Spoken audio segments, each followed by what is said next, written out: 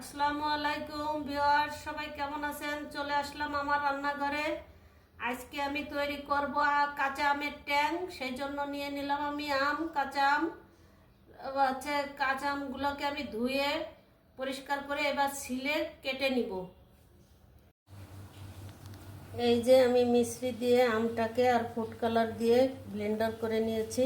এখন এরকম বড় একটা খাঁচা থালে আমি দিয়ে রোদে দিব।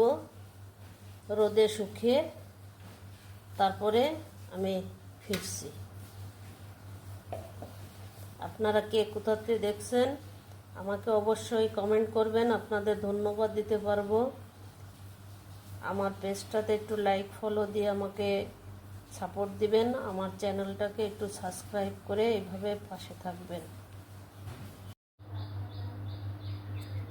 এই যে আমের ট্যাংটা বানানোর জন্য আমি কাঁচা আমগুলো ধুয়ে পরিষ্কার করে মুছে নিয়ে এইভাবে কুচিয়ে নিয়েছি। এখন আমি ব্লেন্ডার করব। এটাতে কোনো পানি দিব না। এই যে ব্লেন্ডারে ভরে নিয়েছি, আর ব্লেন্ডারের ভিতরে এটার সাথে দিয়ে দিব আমি তাল মিশ্রি দিয়ে আমি ব্লেন্ডার করে রাখবো। আর এর সঙ্গে দিয়ে দিব আমি সামান্য একটু ফুড কালার। এটাতে কোনো পানি ব্যবহার করব না। আমি এভাবে আমি ব্লেন্ডার করে নিব।